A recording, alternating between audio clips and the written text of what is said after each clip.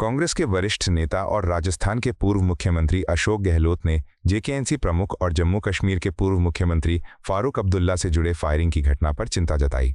उन्होंने कहा कि ये घटना बेहद गंभीर है क्योंकि ये पुलिस की मौजूदगी में हुई है।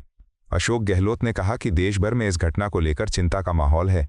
उन्होंने फारूक अब्दुल्ला के व्यक्तित्व की सराहना करते हुए कहा कि उनकी पहचान हमेशा एक अलग और विशिष्ट नेता के रूप में रही है। उन्होंने कहा कि फारूक अब्दुल्ला एक सच्चे देशभक्त रहे हैं और उनकी छवि हमेशा एक उदार और मिलनसार नेता की रही है। गहलोत ने यह भी कहा कि वो अक्सर राम के भजन गाते रहे हैं और सभी धर्मों का सम्मान करते हैं। कांग्रेस नेता ने कहा कि ऐसे नेता पर हमला होना लोकतांत्रिक व्यवस्था के लिए चिंता का विषय है। उन्होंने कहा कि इस घटना की गंभीरता से जांच होनी चाहिए और ये सुनिश्चित किया जाना चाहिए कि ऐसी घटनाएं दोबारा न हो। गहलोत ने कहा कि देश के प्रमुख नेताओं की सुरक्षा सुनिश्चित करना सरकार की जिम्मेदारी है। पुलिस की मौजूदगी के अंदर घटना हुई है। पुलिस की मौजूदगी में ये पुलिस अंदर में आती है लेफ्टिनेंट गवर्नर के, और इतने बड़े वो सद के नेता हैं। शादी ब्याह के समारोह के अंदर भी फायरिंग हो रहा है। आप सोच सकते हो कितनी चिंताजनक स्थिति है। पूरा देश चिंतित है। फारूक साहब की पर्सनैलिटी अलग ढंग की रही है। वो पक्के देशभक्त भी रहे हैं। वो तो भजन गाते हैं राम के। वो तो पड़े हुए जयपुर के अंदर, एसएमएस के अंदर केवल जयपुर में उन्होंने भजन गाए हैं, राम को खुद ने गाए हैं। ऐसी पर्सनैलिटी में जो अटैक हुआ है, पूरा देश चिंतित है और राजस्थान के लोग बहुत चिंतित। बीजेपी के बिहार प्रदेश अध्यक्ष संजय सरावगी ने लोकसभा स्पीकर ओम बिरला के खिलाफ लाए गए नो कॉन्फिडेंस मोशन के खारिज होने पर कांग्रेस और विपक्ष पर निशाना साधा। संजय सरावगी ने कहा कि ये साफ हो गया है कि कांग्रेस का आरोप बेबुनियाद था और इस मामले में कोई ठोस आधार नहीं था। उन्होंने कहा कि ओम बिरला एक सम्मानित और अनुभवी स्पीकर हैं जो अपनी जिम्मेदारी को पूरी निष्पक्षता के साथ निभा रहे हैं। उनके अनुसार स्पीकर के रूप में उन्होंने सदन की कार्यवाही को संतुलित और व्यवस्थित तरीके से चलाने की कोशिश की है। बीजेपी नेता ने कहा कि विपक्ष खासकर कांग्रेस लगातार ऐसे मुद्दे उठाने की कोशिश करती है जिनका वास्तविकता से ज्यादा लेना देना नहीं होता। संजय सरावगी ने आरोप लगाया कि राहुल गांधी और कांग्रेस नेतृत्व ने इस मुद्दे को राजनीतिक रूप से उछालने की कोशिश की, लेकिन अंततः ये प्रयास सफल नहीं हुआ। उन्होंने कहा कि संसद में बेवजह के विवाद खड़े करने के बजाय विपक्ष को रचनात्मक भूमिका निभानी चाहिए। कांग्रेस को मुंह की खानी पड़ी है बराबर। कोई मामला नहीं। ओम बिरला जी इतने अच्छे लोकसभा के अध्यक्ष हैं, इतना बढ़िया काम करते हैं। राहुल गांधी जी कुछ ना कुछ करवाते रहते हैं। इतना बड़ी धनराशि देश की खर्च हुई। 1 घंटे सदन चलने में 2 करोड़ से ऊपर की राशि खर्च होती है। कोई मसला नहीं था, कोई मामला नहीं था। जिस तरह कल देश के गृह मंत्री अमित शाह जी ने जवाब दिया है, कोई कुछ उनके पास कुछ मुद्दा नहीं था। और ओम बिरला जी पर जो अविश्वास है गिरा, मुंह की खानी पड़ी। और हमेशा ही कांग्रेस ऐसा करती रहे। फिर सुन रहे महाभियोग ज्ञानेश जी पर ला रहे, फिर मुंह की खानी पड़ेगी। टीएमसी लाने वाली है, सुनते हैं। ममता बनर्जी की जो अहंकारवादी नीति है या संप्रदायवादी नीति है, ये चलने वाला नहीं है। बंगाल के लोग समझ चुके। केंद्रीय मंत्री रामकृपाल यादव ने लोकसभा स्पीकर ओम बिरला के खिलाफ विपक्ष द्वारा लाए गए नो कॉन्फिडेंस मोशन के खारिज होने पर कांग्रेस पर तीखा हमला किया। रामकृपाल यादव ने कहा कि ये पहले से ही स्पष्ट था कि ये प्रस्ताव सफल नहीं होने वाला है। उनके अनुसार विपक्ष द्वारा लाया गया ये कदम केवल राजनीतिक उद्देश्य से प्रेरित था। उन्होंने कहा कि स्पीकर का पद एक निष्पक्ष और संवैधानिक पद होता है और इस पद की गरिमा बनाए रखना सभी राजनीतिक दलों की जिम्मेदारी है। केंद्रीय मंत्री ने आरोप लगाया कि कांग्रेस पार्टी ने इस मुद्दे को अनावश्यक रूप से राजनीतिक विवाद बनाने की कोशिश की। उनके अनुसार ये घटना कांग्रेस की राजनीतिक गिरावट को भी दर्शाती है। रामकृपाल यादव ने कहा कि संसद में चर्चा और बहस लोकतंत्र का हिस्सा है, लेकिन संवैधानिक पदों के खिलाफ इस तरह के प्रस्ताव लाना सही परंपरा नहीं है। उन्होंने कहा कि स्पीकर ओम बिरला ने हमेशा सदन को निष्पक्ष तरीके से चलाने की कोशिश की है। दोनों में से गिरना ही था ना, ये तो तय था ना कि स्पीकर के खिलाफ जो महाअभियोग लाया कांग्रेस पार्टी ने या विपक्ष के लोगों ने, वो गिरना था। ये राजनीतिक गिरावट बहुत आई है और ख़ासतौर पर कांग्रेस पार्टी बहुत नीचे स्तर पर चली गई। अब आप नतीजा जानते हैं, उसके बाद भी ला रहे हैं। क्या चाहते हैं? संवैधानिक पद पर बैठा हुआ कोई व्यक्ति भले वो किसी पार्टी से संबंधित हो, मगर आपका इतना दुराग्रह है कि आप उसके खिलाफ महाभियोग लाएंगे। मैं समझता हूँ कि एक बार प्रथम स्पीकर जो मालवणकर साहब थे, उनके खिलाफ आया, और हमको नहीं याद है, मैं तो लंबे काल से सांसद रहा हूँ, मुझे याद नहीं है कि किसी स्पीकर के खिलाफ महाअभियोग ला करके उनके सम्मान में दाग लगाने का काम कोई विपक्ष किया हो। तो मैं समझता हूँ कि इससे बचना चाहिए। कांग्रेस पार्टी कोई इशू नहीं है तो इशू बनाते हैं। लोकसभा के स्पीकर के साथ इस तरह का मतभेद क्यों रखे हुए हैं भाई? क्या क्या किया उन्होंने? उनका कोई ऐसा काम तो नहीं होता है जो झलके कि ये सत्तारूढ़ पार्टी के हैं, उनको फेवर कर रहे हैं। जो उचित होता है, चेयर उसको रोलिंग देती है, सबको मानना है। तो ये मैं समझता हूँ कि मुक्की खानी पड़ी, आगे भी इसी तरह से मुक्की खानी पड़ेगी कांग्रेस पार्टी को। समाजवादी पार्टी के सांसद राम गोपाल यादव ने जेकेएनसी प्रमुख फारूक अब्दुल्ला से जुड़े फायरिंग की घटना पर चिंता जताई। उन्होंने कहा कि ये बेहद गंभीर और चिंताजनक घटना है। राम गोपाल यादव ने कहा कि फारूक अब्दुल्ला एक सम्मानित नेता हैं और उन्होंने हमेशा संतुलित और जिम्मेदार बयान दिए हैं। उनके अनुसार उन्होंने कभी ऐसा कुछ नहीं कहा जिससे किसी को ठेस पहुंचे। उन्होंने कहा कि इसके बावजूद किसी व्यक्ति द्वारा उनके ऊपर गोली चलाने की कोशिश की गई, जो बेहद चिंताजनक है। हालांकि उन्होंने ये भी कहा कि वहां मौजूद सतर्क लोगों की वजह से ये हमला सफल नहीं हो पाया। राम गोपाल यादव ने कहा कि अगर गोली सीधे और पास से चलाई जाती तो ये घटना जानलेवा साबित हो सकती थी। उन्होंने कहा कि यह घटना उन दावों पर सवाल उठाती है जिनमें कहा जाता है कि आतंकवाद पर पूरी तरह नियंत्रण पा लिया गया है। दुखद घटना है। फारूक अब्दुल्ला साहब निहायत शरीफ व्यक्ति हैं। उन्होंने तो कभी ऐसा बयान भी नहीं दिया जिससे किसी को नाराजगी हो, आप सब जानते हैं। इसके बावजूद उनको जान से मारने की नीयत से फायर करना, वो तो सतर्क लोगों ने बचा लिया, वरना पॉइंट ब्लैंक रेंज से अगर सीधा निशाना लग जाता तो मारे जाते। इससे ये साबित होता है कि ये जो भारत सरकार रोज कहती है कि सब आतंकवाद पे और उग्रपंथी लोगों पे रोक लगा दी है, नियंत्रण हो गया है, ऐसा कुछ नहीं है। कश्मीर की स्थिति ठीक नहीं है। फारूक साहब पर जो हमला हुआ है वो इसका एक प्रमाण है। सेंट्रल गवर्नमेंट को के अधीन है, एक तरीके से मुख्यमंत्री के हाथ में वहाँ कुछ है नहीं, जो कुछ है वो लेफ्टिनेंट गवर्नर के हाथ में। तो देखना चाहिए कि लोगों की सुरक्षा का पर्याप्त इंतजाम है कि नहीं। फारूक साहब के साथ जो हमने वीडियो देखा है, हमें तो लगता नहीं था कि कोई सुरक्षा के कर्मचारी साथ में हो, जो इतने दिनों केंद्र मंत्री रहे हों, चीफ मिनिस्टर रहे हों, बहुत बड़ी हस्ती हों, उनकी सिक्योरिटी कोई प्रॉपर व्यवस्था न हो, ये उचित नहीं।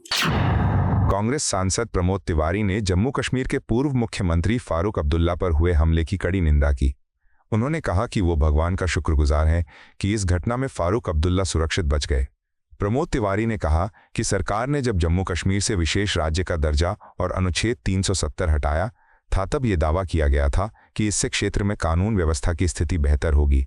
उन्होंने कहा कि सरकार ने यह भी कहा था कि आतंकवादी घटनाओं में कमी आएगी, लेकिन हाल की घटनाएं इन दावों पर सवाल उठाती हैं। कांग्रेस सांसद ने कहा कि जम्मू कश्मीर अब केंद्र शासित प्रदेश है और वहां की कानून व्यवस्था सीधे केंद्र सरकार और गृह मंत्रालय के अधीन आती है। उन्होंने इस घटना की कड़ी निंदा करते हुए कहा कि इस मामले की जिम्मेदारी तय होनी चाहिए और दोषियों के खिलाफ सख्त कार्रवाई की जानी चाहिए। मैं भगवान को धन्यवाद देता हूं कि उस हमले में वो बाल बाल बच गए। परंतु कश्मीर में जब से राज्य का दर्जा हटाया, 3 से 70 हटाया, तो जैसा दावा था केंद्र सरकार का, कानून व्यवस्था सुधर जाएगी। पहले से ज्यादा आतंकवादी गतिविधियां हुई। पहलगाम में सामूहिक आतंकवाद का बीभत्स स्वरूप सबने देखा। कुल मिलाकर यूनियन टेरिटरी बनने के बाद चूंकि कानून व्यवस्था सीधे केंद्र का विषय हो जाता है, गृह मंत्रालय के अधीन है, तो हम इस हमले की निंदा करते हैं और वहीं पूरी तरीके से भारत सरकार के गृह मंत्रालय को इसके लिए जिम्मेदार मानते हैं कि ऐसा व्यक्ति जो इतनी सुरक्षा प्राप्त है, अगर उस पर भी हमला हो जाता है तो कश्मीर की वादियों के हालात क्या होंगे, कश्मीर के हालात क्या होंगे। शिवसेना यूबीटी की सांसद प्रियंका चतुर्वेदी ने चुनाव प्रक्रिया को लेकर कुछ गंभीर सवाल उठाए। उन्होंने कहा कि चुनाव आयोग के वरिष्ठ अधिकारी ज्ञानेश कुमार से जुड़े कई मुद्दों पर चर्चा हो रही है और इन मामलों में पारदर्शिता बेहद जरूरी है। प्रियंका चतुर्वेदी ने कहा कि चुनाव प्रक्रिया से जुड़े कई पहलुओं को लेकर विपक्ष की ओर से लगातार सवाल उठाए जा रहे हैं। उन्होंने खास तौर पर इलेक्ट्रॉनिक वोटिंग मशीन यानी ईवीएम और वोटर रोल से जुड़े एसआईआर प्रोसेस का जिक्र किया। उनके अनुसार जिस तरह से वोटर लिस्ट में नाम हटाए या बदले जा रहे हैं वो चिंता का विषय बन रहा है। उन्होंने आरोप लगाया कि कुछ इलाकों में जहां विपक्ष राजनीतिक रूप से मजबूत है वहां इस प्रक्रिया को लेकर ज्यादा शिकायतें सामने आ रही हैं। सांसद ने कहा कि लोकतंत्र में चुनाव प्रक्रिया की विश्वसनीयता बेहद महत्वपूर्ण होती है, इसलिए चुनाव आयोग को इन सवालों का स्पष्ट जवाब देना चाहिए ताकि जनता के बीच भरोसा बना रहे। प्रियंका चतुर्वेदी ने कहा कि पारदर्शिता और निष्पक्षता ही लोकतांत्रिक व्यवस्था की सबसे बड़ी ताकत है और चुनाव से जुड़े हर कदम को इसी सिद्धांत के आधार पर उठाया जाना चाहिए। इस तरीके से ज्ञानेश कुमार जी पे बहुत सारे सवाल उठ खड़े हो रहे हैं, चाहे उनकी प्रक्रिया हो, चाहे वो ईवीएम्स हो, चाहे वो एसआईआर के इलेक्टोरल रोल्स हो। जिस तरीके से एसआईआर में काटछाट हो रही है और उन एरियाज में हो रही है जहाँ पे विपक्ष मजबूत है, तो दिखाता है कि ये एजेंडा जो चल रहा है वो इलेक्शन कमीशन का नहीं चल रहा है, वो एजेंडा चल रहा है बीजेपी हेडक्वार्टर से। तो उसके विरुद्ध वो लड़ाई लड़ रही हैं। वो लड़ाई सिर्फ वेस्ट बंगाल तक सीमित नहीं है, वो लड़ाई देश की लड़ाई है, वोटर्स के अधिकारों की लड़ाई है। तो उसके चलते जिस तरीके से उनकी भाषा है, जिस तरीके से उनके अंदाज से वो टोन और टेनर है ज्ञानेश कुमार जी का कि जवाबदेही नहीं करेंगे, बस सिर्फ डिफेंड करते रहेंगे अपने कामों को। तो मैं बस जो उन्होंने नो कॉन्फिडेंस मोशन लाने की बात की है, हम उसका पूरी तरीके से समर्थन करते हैं, क्योंकि इलेक्शन कमीशन जैसे इंस्टीट्यूशंस जो हैं उनको ऑटोनॉमस होना चाहिए और उनको इंडिपेंडेंट ऑफ एनी इन्फ्लुएंस होना चाहिए। राष्ट्रवादी कांग्रेस पार्टी शरद चंद्र पवार गुट के नेता रोहित पवार ने पूर्व डिप्टी मुख्यमंत्री अजित पवार की मौत से जुड़े घटनाक्रम पर सवाल उठाए। रोहित पवार ने कहा कि इस पूरे मामले को लेकर कई बातें सामने आ रही हैं जिन पर स्पष्टता जरूरी है। उन्होंने एक शादी समारोह का जिक्र करते हुए कहा कि जब बीके सिंह के बेटे और वीएसआर कंपनी के मालिक रोहित सिंह की शादी हुई थी तब उस कार्यक्रम में कई राजनीतिक और व्यावसायिक लोग मौजूद थे।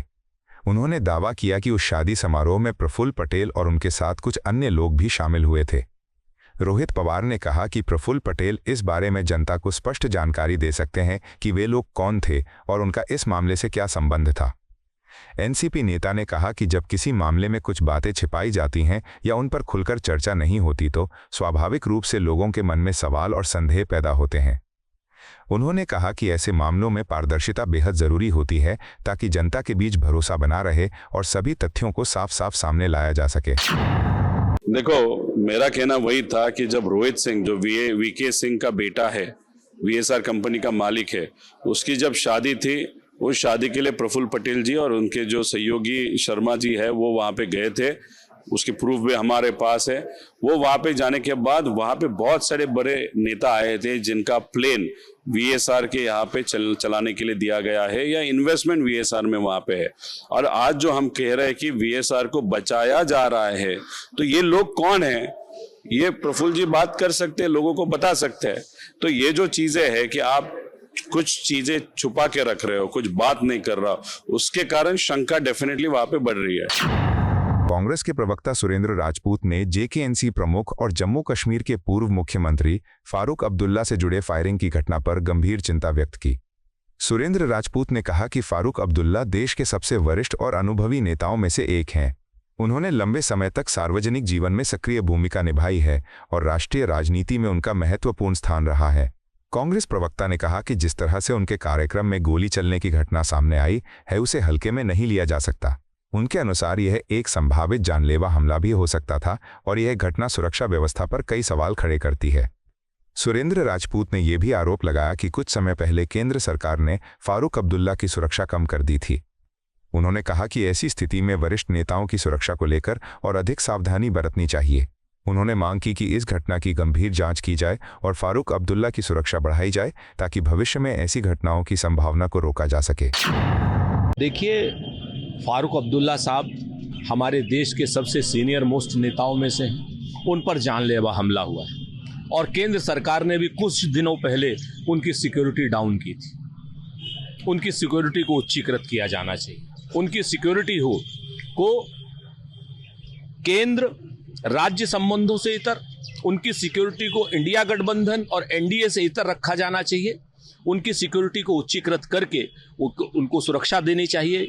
ईश्वर की कृपा थी कि वो बच गए, चूंकि वहां पर उप मुख्यमंत्री की सिक्योरिटी वहां थी। अगर वो सिक्योरिटी ना होती तो कोई भी बड़ा हादसा हो सकता था। ईश्वर जो है फारूक अब्दुल्ला साहब को लंबी उम्र दे, निरोग रखे और केंद्र सरकार को तुरंत उनको उच्च सुरक्षा प्राप्त व्यक्ति कर देना चाहिए। कांग्रेस सांसद राजीव शुक्ला ने जम्मू कश्मीर के पूर्व मुख्यमंत्री फारूक अब्दुल्ला से जुड़े फायरिंग की घटना की कड़ी निंदा की। राजीव शुक्ला ने कहा कि किसी भी वरिष्ठ नेता पर इस तरह का हमला बेहद निंदनीय और दुखद है। उन्होंने कहा कि लोकतांत्रिक व्यवस्था में राजनीतिक मतभेद हो सकते हैं, लेकिन हिंसा या हमले जैसी घटनाओं के लिए कोई जगह नहीं होनी चाहिए। उन्होंने कहा कि फारूक अब्दुल्ला देश के अनुभवी नेताओं में से एक हैं और उनका सार्वजनिक जीवन काफी लंबा रहा है। ऐसे नेता के कार्यक्रम में इस तरह की घटना होना बेहद चिंताजनक है। कांग्रेस सांसद ने कहा कि इस घटना की निष्पक्ष और विस्तृत जांच होनी चाहिए ताकि ये पता लगाया जा सके कि फायरिंग किस परिस्थिति में हुई और इसके पीछे क्या कारण थे। राजीव शुक्ला ने उम्मीद जताई कि जांच एजेंसियां जल्द ही इस मामले की पूरी सच्चाई सामने लाएंगी और दोषियों के खिलाफ सख्त कार्रवाई की जाएगी। फारूक अब्दुल्ला जी पे जो हमला हुआ है बेहद निंदनीय, बेहद दुखद और बहुत ही जो है गलत है। और व्यक्ति सरासर बोल रहा है कि मैं तो 20 साल से कोशिश कर रहा था मारने की। बहुत नोन व्यक्ति है जम्मू का जिसने हमला किया और सब सन्नाटा पसरा हुआ है। कड़ी से कड़ी कार्रवाई होनी चाहिए, सख्त कार्रवाई होनी चाहिए। एक कितने बड़े राष्ट्रीय नेता, फारूक साहब खाली कश्मीर के नेता नहीं है, इतना राष्ट्रवादी नेशनलिस्ट नेता मिलना मुश्किल है जिसने देश के लिए हमेशा जो है अपने खड़े रहने की जो है हिम्मत की, हमेशा देश के पक्ष में बोला। तो इसलिए ऐसे व्यक्ति पर हमला जो है वो बहुत ही जो है खतरनाक सिग्नल है। दिल्ली सरकार के मंत्री मनजिंदर सिंह सिरसा ने राजधानी में स्वास्थ्य सेवाओं को लेकर आरोग्य मंदिर योजना की सराहना की। उन्होंने कहा कि ये पहल लोगों को बेहतर स्वास्थ्य सुविधाएं देने की दिशा में महत्वपूर्ण कदम है। मनजिंदर सिंह सिरसा ने कहा कि वो मुख्यमंत्री रेखा गुप्ता का धन्यवाद करना चाहते हैं जिन्होंने ख्याला क्षेत्र में आरोग्य मंदिर की सुविधा उपलब्ध कराई है। उन्होंने बताया कि ये आरोग्य मंदिर एक मिनी हॉस्पिटल की तरह काम करता है। यहाँ लोगों को लगभग 175 प्रकार की दवाइयाँ उपलब्ध कराई जा रही हैं जिससे मरीजों को इलाज में सुविधा मिलती है। मंत्री के अनुसार इस केंद्र में करीब 100 अलग-अलग तरह के मेडिकल टेस्ट भी किए जाते हैं। इनमें से कई टेस्ट यहीं पर किए जाते हैं और उनकी रिपोर्ट भी मरीजों को यहीं उपलब्ध कराई जाती है। उन्होंने कहा कि इस तरह की स्वास्थ्य सुविधाएं लोगों के लिए बेहद उपयोगी हैं और इससे आम नागरिकों को बेहतर और सुलभ इलाज मिल सकेगा। देखिए, मैं पहले तो धन्यवाद करता हूँ रेखा गुप्ता जी, मुख्यमंत्री जी का, कि उन्होंने ख्याला में भी एक आरोग्य मंदिर दिया है जहाँ पहले चौखंडी में है। इस आरोग्य मंदिर एक मिनी हॉस्पिटल की तरह काम कर रहा है। अब देखिए, लगभग 250 किस्म की तो दवाइयाँ यहाँ पे आपको अवेलेबल हैं।